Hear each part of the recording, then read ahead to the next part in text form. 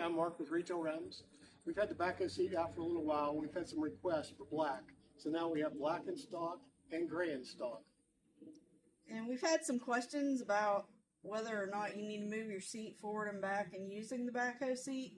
If you're a taller person and you have to use your seat farther back, yes, you will need to move it up to use the backhoe seat.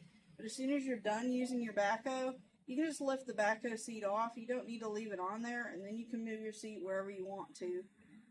Just makes it easy to do. We've also had a couple questions about this plastic thing that's on the front of the seat.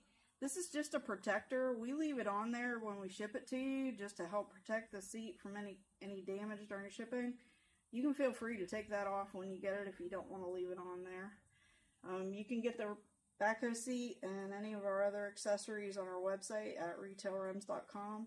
And thanks for checking us out.